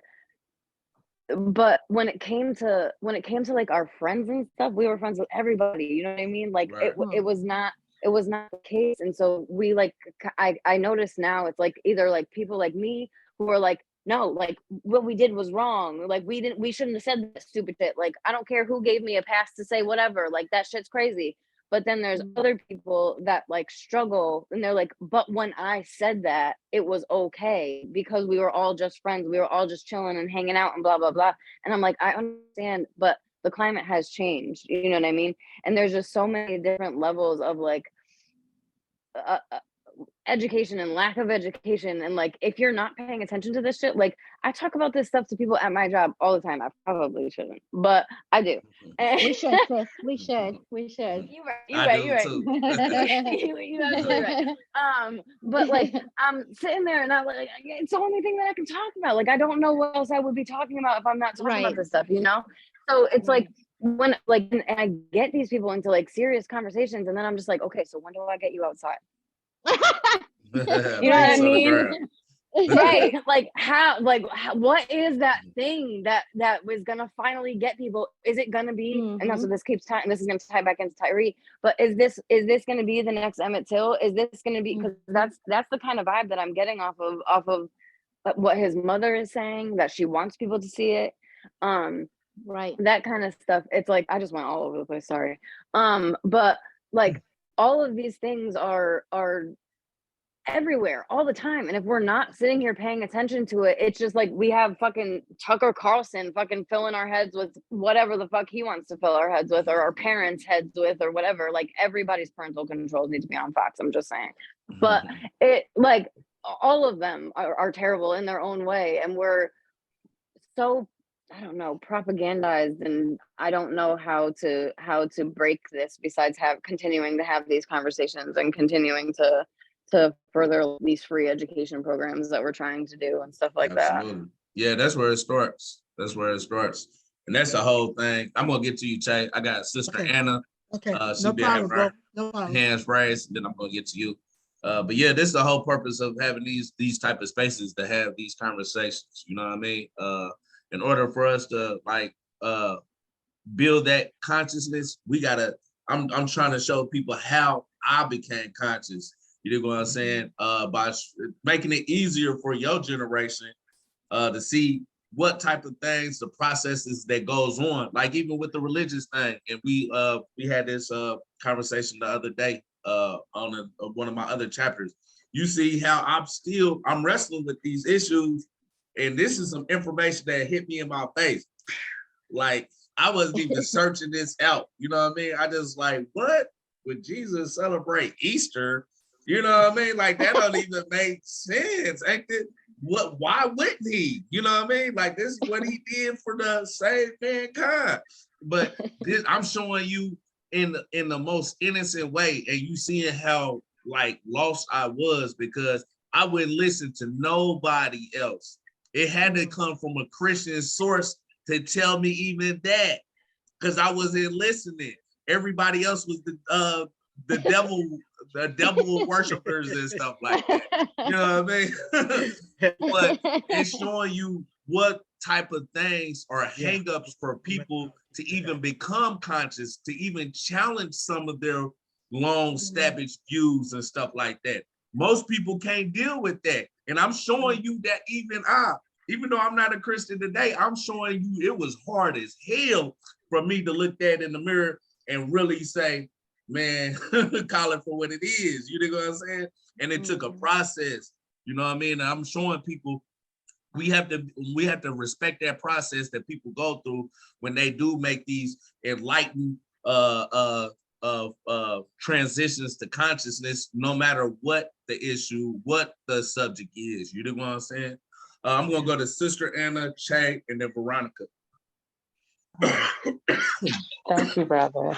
Thank you. I just want to say it's an honor to have Brother Chad just to tell us about his experience. I'm very patient, so I would like to go ahead and give him the honor to speak, but I have some time. So, Brother Chad, you can go ahead. Go ahead, sister. Go ahead. Do it. Okay. I want to hear you. Okay. Thank you again. I love the people. You are part of the people. You go. Oh, thank you. Thank you again. It's amazing where there's a saying that goes, and I put it in the chat. You take a situation where you got to go through the fire in order to give a powerful testimony. And every one of us has a testimony from that one experience, whether it's being in prison or seeing the social injustice or even watching it on television. And when someone say, do more work and let's talk, I defer the difference, because in order to fight for justice, you have to talk about things that are oppressed. And it's a lot of things that Brother Kwame had brought up throughout this whole chapter.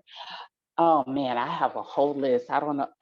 I can't unblur this my background, but everything from uh, you and brother Chad experience in prison, where again there needs to be some reform because I know that human rights are like something that is non-existent in a prison. And the one thing that we have to look at is that most of the prisons are privately run, okay, by the LaSalle family, um, as well as other, agency or other families. I don't have my notes with me to go over that, but we have to look at that because it doesn't just take away a right, but it just cripples someone by stripping them from all their human rights. And you cannot reform someone when you put them in a corner and keep abusing them where they think that they're breaking you and they not. They just making you a more angry person. And it's something that we really need to look into more, as well as look at what's currently happening um, with the judicial system, even down with those um, police officers brutally beating to death that young man. Again, people say it's almost like Emmett Till, and it does remind me where I had a personal account and often seeing how the cops had beat up my dad. And I shared this with Brother Kwame, where it had hurt me at a very young age, at 7, to see my father constantly be beaten down by thuggish police officer in my own home. When my mother and my father would get into a fight, and she would call the cops, and the cops would just go and just beat him down to nothing. And I have to see this, and I cry for them to stop. And ever since, you know, that really put me at a point where I don't trust anything that the police do because they do not represent the people. They just only protect property. But it's so much in this chapter where I cannot identify one thing that individually point out, because collectively it just speaks value concerning our rights, our dignity, about our demonstration, where does that really exist in the prisons? Because it seems like it's the same old things that's happening.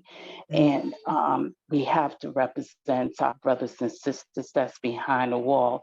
And Brother Kwame, you have mentioned about the one book that really opened my eyes, and the one book that I say that really gave me a bigger conscious of what as a revolutionary is what the day of Bay, oh God, I forgot the name.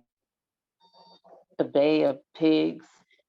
It was so powerful, and I'm gonna definitely write it, but it just tells me a lot about the country, about America, where I was at one point said, America is a good country, it's democratic, it's about the people. And I found out by reading that book, I had a second thought. And it showed me, oh, no, it's not. No, it's not. Because America want to police the whole world, and we see that as today. But I just want to give, my hat off to you, Brother Kwame and Brother Chad, for being a strong individual and showing us that y'all went through the fire and all in order to give us a powerful testimony that we can take in our journey as revolutionaries. Black power. I appreciate that, comrade. Yeah, Che, I know you've been wanting to say something for the last 20 minutes. You've been burning. Yeah, I want to get it off my chest, man. when you see the Attica film, one thing that you don't see is brothers that were put up against the wall with an X on their backs. I was one of them. They put me up against the wall with an X on my back, you know. And then some pig came over to me and asked me, who do you want us to contact? At that point, you know, I knew that they were going to kill me or kill all the brothers that were up on the wall. There was about 11 of us, you know. And I said, well, what you want me to do? He said, who you want us to contact? I said, why? So I was messing with his head, and then he said, listen, the last time, who you want us to contact? I said, contact my sister. She's in Puerto Rico. But I knew that was bullshit because they never contacted her, you know, and they were ready to shoot because we had an axe on our backs and we walked against the wall with our heads on this concrete that was definitely hurting our head. And there was this state trooper behind us with a rifle. I don't know what kind of rifle, it was a rifle. And he was ready. And the only thing that saved us was one of the observers came out on the catwalk, looked down and saw what was happening and said, you got to stop that right now, told the police. And they stopped it. But in spite of that, we had to run through a gauntlet. You know, there was 25 on one side, 25 on another, and I was naked. And I had to run with my hands on my head, running, and I was getting hit all over the body. By the time I got to the last man, I was hurt up, man. I couldn't stand it. I was constantly falling, but I get up because I said, no, man, you chair, man, get up, man. Get up, chair. I get up and I keep running, you know, and they put me in a cell. And then an hour later, they came to my cell, one guard, and said, what's your name? I said, Chair Nieves. He said, yeah, you the man I want. Come in. So I came over to the cell, to the bars, and he said, put your chin on the bars. I said, what? He said, put your chin on the bars. I started to curse him out, but I knew he was looking for some justification to kill me. So I said, I'm not giving him the justification. I'm not going to give it to him. I said, yeah, okay. I put my chin on the bar. He took his gun out of the holster and he cocked it and he put it to my head. He said, oh, nothing came out. I'll come back again. But meanwhile, I want you to keep your chin on the bars. Ain't that a kick in the ass? Ain't that torture? I mean, that's really torture. And so when I left, another guy came and told me, what you doing with your chin on the bars? Go sit down. I said, yeah, okay. So I sat down. Then the other guy came later on. He said, what you doing? Sit down. Come here. So he did it again the second time and nothing came out. He said, oh, you lucky right now, but I'll come back. But he never came back. He never came back. And we stood in our cell. I was in the cell with two other brothers that were injured. You see, when they went in that yard, they dropped that gas. You couldn't see nothing in the yard. You couldn't see nothing. So when the helicopter says surrender to the nearest guard, police, who can you surrender to? You can't see where you're going. So you just going, unless you're going, they're coming at you and they shooting. And I know for a fact that they killed some of my brothers, man, in the yard. They killed Sam Melville, you know, they killed LD. They killed a few other brothers. I'm not gonna mention no names, man. But they killed a lot of brothers, man, you know, and that's what happened. That's the Attica. And you know one thing I want you to say? Of all those killings, a few days later, they came in the yard and cleaned up the whole yard, made it clean. Why? Because they were getting rid of all the evidence that would hold them responsible for what happened. But either way, the truth has to come out. You can't hide the truth. And the truth did come out. You know, the truth came out to the McKay Commission some months later, you know, when there was a commission, and they came forth and said that what happened at Attica was unjustifiable. They said it. And the funny thing is, the system lies so much. And if they were killing us in the yard, you know, some of those pigs were outside. You know what they were saying? Oh, they slashed the guards, the hostages' necks, you know, and they emasculated their, you know, downstairs. I said, damn, man, how could they lie like that?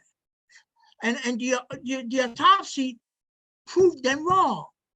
There was nobody that was hurt on, you know, there was no guards that were hurt by us. They were hurt. They were also killed by them old people. Old people killed them. You know, they were saying that we were killing people. We were killing guards in the yard. They were saying that, those lies. You know, I just want to touch on a few things that you on the beginning chapter. Could I do that? Yeah. It's just to let everybody know, it's about 2 hours in, so we'll probably extend it about 10, 15 minutes. You got 5 minutes, Miles. All right. The opening prisons. We talk about, you know, the chapter talk about opening prisons. You know, these people never learn, man. They never learn. Why more prisons? Prisons are not but concentration camps. Prisoners are not but slaves. We need to realize that.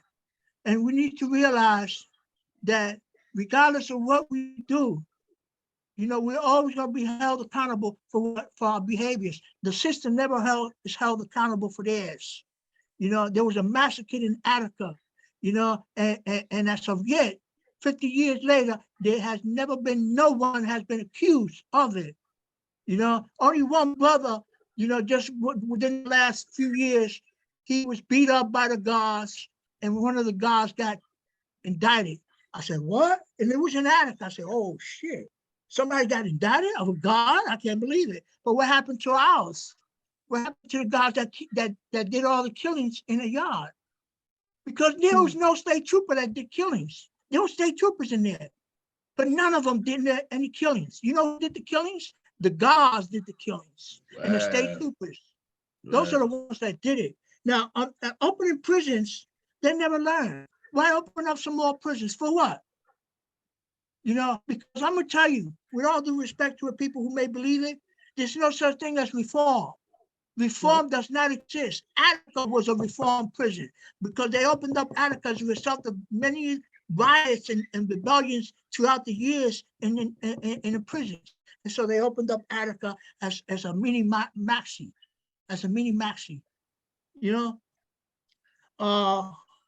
Hunger strike, you talked about hunger strike, and it reminded me of the time when we went on the hunger strike, you know, June, what was that? I forgot. August 21, you know, 1971, when we celebrated the George Jackson, when he was killed.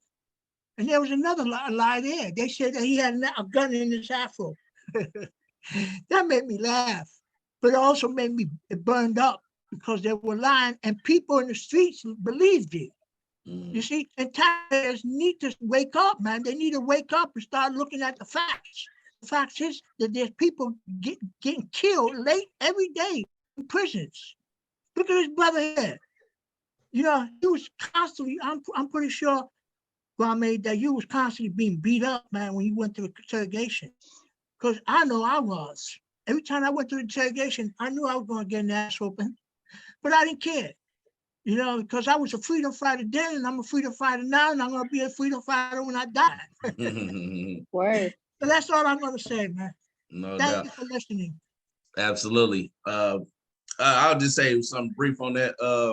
Yeah, ironically, and I'm going to talk about this later in my book, but at Wabash, I never got my hands, they never put their hands on me there. And I think it's because of like my reputation. Like I ain't gonna give up. Y'all pretty much heard what I was about to say when I got off the shoe. Like I was already talking about getting off the shoe, stabbing up some guards, you know what I mean? So like we already beat up one, broke up his ribs, you know what I mean? So I started developing a reputation where they knew like I'm coming right at you. It's a whole lot of other people ain't gonna ain't gonna do nothing to y'all. So y'all better pick and choose wisely, because if you mess with me, I'm coming at you. You know what I'm saying? So it's a lot of people y'all can mess with that's not gonna come at you, you know, and that's what I started experiencing in prison. And I talk about that paradox of that in prison, like when they start really looking at you like you a crazy person and stuff. A lot of times they start leaving you alone too at some of these prisons and stuff. You know what I'm saying? Because they know, oh, I got wife and kids, and this person right here, he don't mind dealing with me, and I might not see my wife and kids no more. You know what I mean? So, but I did get jumped on at another prison. I'm not gonna give up everything in the book, and actually the county jail and stuff like that. So, but yeah, Wabash, I think honestly, I just built up a reputation, and I had people that was willing to retaliate with me. You know what I mean? So they knew they just couldn't just knock me off. Y'all gotta deal with other people that's gonna willingly pick up the torch and go at y'all behind me and stuff. You know what I mean? So luckily I was fortunate in that regard. But yeah, it comes on later on that I do get jumped on by the police in there a couple times. But Veronica. Okay, yeah. So I do want to kind of take us back to the beginning of the chapter, and just wanted to just speak to a point that you made, Brother Kwame. You had mentioned a book that you had read. I think you said it was the first book that you actually accepted to read that wasn't like I think it was Visions for Black Men. Was that the first one that you accepted to read from this brother? Yeah, the conscious book, the first conscious Yeah, book. the first conscious book. Okay, so I have this book sitting right in front of me. Oh wow. Visions for Black Men by Naeem Akbar. Yeah. So I want to read a little piece of it, Okay. and then I want to tie it into the conversation. Okay, so it's on page 12, and the subheading is Transformation Boy to Man. It says, how do we get from being a boy to becoming a man? The thing that moves us from male to the boy is discipline that frees the boy from being a slave of his male. Learning to exercise control over oneself is transformation energy. The force that transforms the person from being a boy to becoming a man is knowledge. The boy takes his budding rationality and uses it to expand his consciousness. In fact, it is critical that he should be guided in the use of his yet immature reasoning so that it doesn't get entrapped in the form of the boyishness which we have discussed above. That is why good teachers, fathers, brothers, and uncles are so important. They are the instruments of guidance which help the boys move towards manhood. So many of our young men get arrested in the boyhood stage of development because they are improperly guided and end up being led away to prison or carried away to the cemetery. And so I just wanted to read that little piece there, because, and you may be wondering, what the hell is she doing reading Visions for Black Men? First of all, I'm not a man. Nobody think I'm a man because I'm not. I am a woman. But this book was recommended to me. You know, and when you look at the back of it, of course, you know, it talks about how these are not just issues that are just specific to Black boys and men, but it's particularly speaking to that population, yes, but it could apply to you know, all boys. And if our boys are good, if our men are good, us women are good, us girls are good. So I know for me, as a young mother, I gave birth to my first child at the age of 16. My son is now 27. And you know, when I read this book, I realized, you know, I think I did a hell of a good job with my kids, you know, especially being a single teenage mom.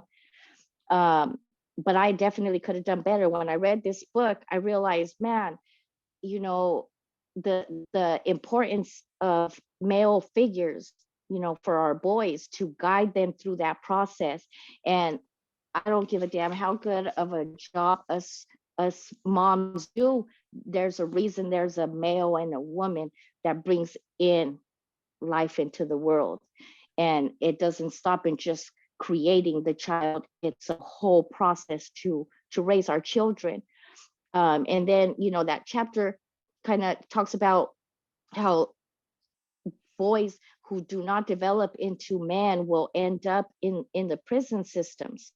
And so I just wanted to tie that in because, you know, this is your story, brother, and we can't get away from that aspect of it. And we all know that you know, there's a attack on our families. And so if you can break down the family unit, it just continues to perpetuate itself over and over. And so we have to take that into consideration, that yes, we have all these societal forces, you know, but you know, like when I'm out in the community and I'm speaking to, I have actually said this to a young group of kids, particularly the boys. You know, in this particular instance, I had just moved into a new neighborhood back in Denver, and these kids had decided they were going to vandalize my cars, graffitied on it, you know, the gang signs and whatever, and the driveway. And so one night I waited up for them, and I stood out there. I took my kids to my mom's house, and my mom was like, "What, you know, what are you doing?" I didn't ever drop off my kids, you know. And I said, "I gotta take care of something, Mom." I waited out for these kids, and sure enough, at some point during the night, they came through the alley, and when they came up, I jumped up and I was like, "What the hell y'all doing?" You know? Oh shit! It was a whole bunch of little kids, and I told them, I said, I started talking to them, and I said, "You know, there's a bed with your name on it. They waiting for your ass. You know what I mean? I could have called cops on your ass. I could just blasted your ass. But no, why are you out here doing this?" And had a conversation with them.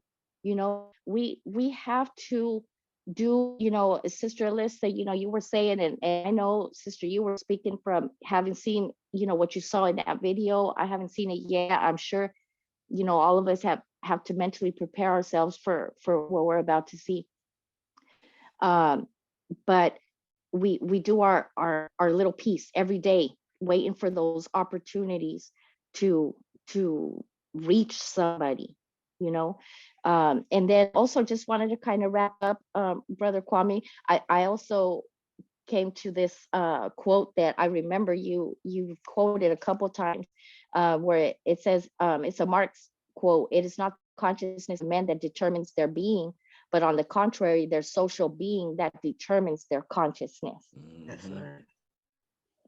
Powerful So quote. yeah, just wanted to kind of to just bring up that point there.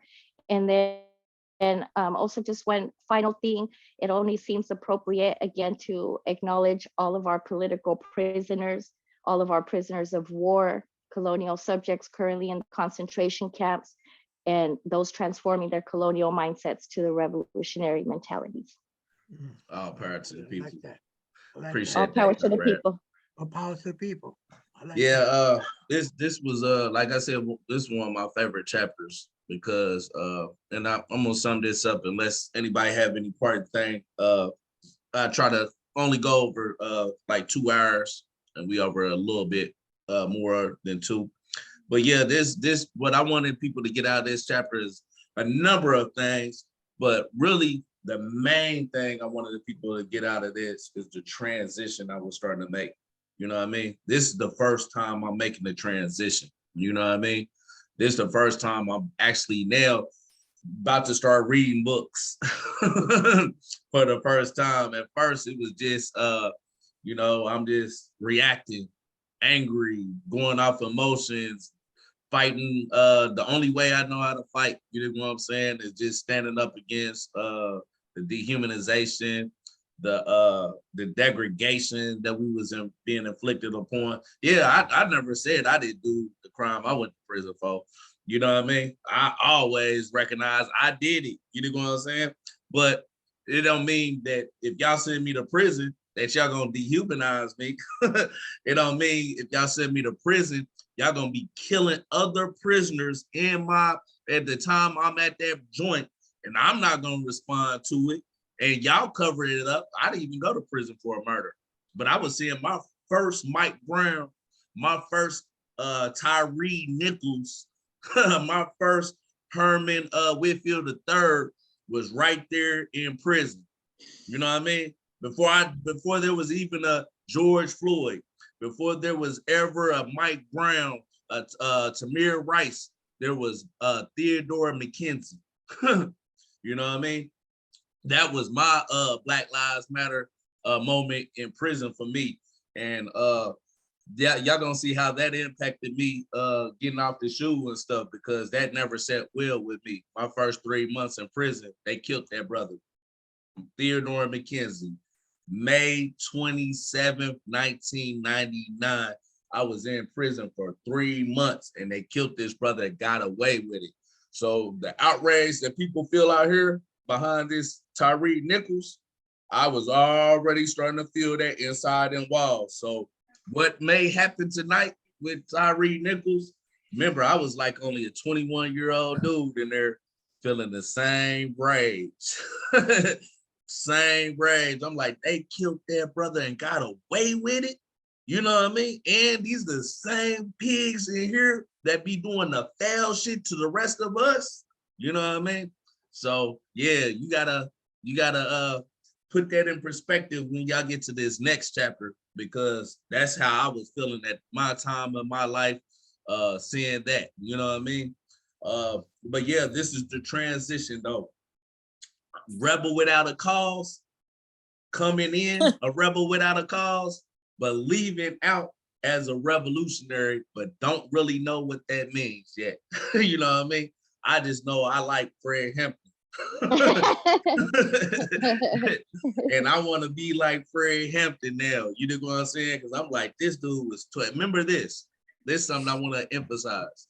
I was 21 years old at the time when I read my first speech by Fred Hampton. Fred Hampton was 21 years old when he was assassinated by the pigs. Right. Like, imagine how much that, like, I was like, dang, there's somebody same age as me that was that powerful. You know what I'm saying?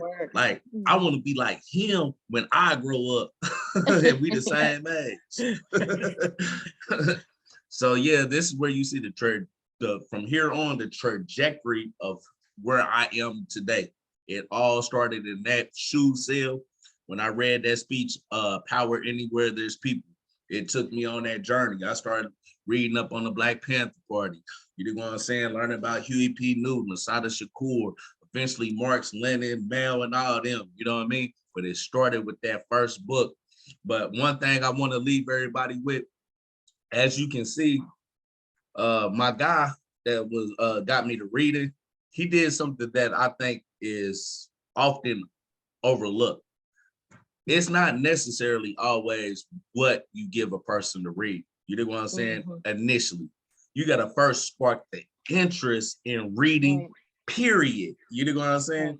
And him being willing to give me hood books at first, and Iceberg Slim, and he even did that strategically, because Iceberg Slim is going to actually teach you a lesson that stuff ain't even cool. You know what I mean? But he sparked the interest first in me of reading, where I would even like reading books. You know what I'm saying? But once he sparked that interest, he started to slowly push stuff on me of consciousness where I could gravitate towards and open my eyes and be like, man, I can see how this relates to my life and my situation that surrounds my life right now. You dig what I'm saying? So we got to be creative in how we reach people out here that don't have no intentions on picking up no book, have no intentions of reading, educating themselves. Sometimes it's just getting that sparking that interest of reading, period. You dig what I'm saying? And once they get that interest of reading, period, I like to start off with autobiographies. I think autobiographies, just like Chase said, one of his first books was Autobiography of Malcolm X. Like, we can relate to listen to somebody else's story, you know what I mean? Versus reading a history book that might come off dry. You know what I'm saying? If a person ain't used to reading books, they probably not gonna start off with no history book. You know what I mean? They got to start off with a book that they can identify, where they can put themselves in the person's shoes, where they can actually live through those contradictions and identify and relate to this transitions that they make in their life. That's why I started off with an autobiography. I could have wrote a political book first, you know what I mean? I was like, nah, I got to start off with an autobiography for people the masses to be able to relate to how one even become a revolutionary. You dig what I'm saying? So yeah, keep that in mind as y'all we build up this movement and we constantly having these conversations with people. We got to be able to meet them where they at. You know what I mean? If they not on the same level we at, that's cool. It's a process to get them there. You dig what I'm saying? And it's gonna take building these type of relations. You know what I mean? And we gotta be creative in how we do it. And I thought that was a good thing. How my friend approached me, and I wanted to include that in there just to show this was an uneducated brother that taught himself how to read and write. And I had always been literate, but he's the one that got me to think revolutionary. You know what I mean? Mhm. So never discount people in your community. It could be that homeless person. It could be a person that you would never suspect be the one that changed the trajectory of how you see stuff. You know what I mean? But yeah, that's the conclusion of this book reading, chapter 6. We'll be back here Sunday, 2 p.m. Eastern time. Sister Anna, Leslie, Veronica. I think somebody's not gonna be on next on this one, but we'll be on there with you, Veronica. Looking forward to that. But with that said, I'm glad everyone came on here, share all their views, and Che came over here, shared his experience with being an Attica survivor. I think that was substantive and related to a lot of the struggles that I'm speaking about in here, how the dehumanization, degradation process is, and how it's at some point you just like, man, fuck this. I'm standing up for myself. You know what I mean? I'm a human being and I'm gonna make you recognize we are human beings here. You know what I mean? So yeah, I think the next chapter, 2 chapters from now is gonna be interesting. You know, see, I even talk about Attica in there too. I even talk about Attica in there. Not this next one, but the one after that. But with that said, all power to the people, comrades, and everybody have a great night. Okay. All power to the people. Power.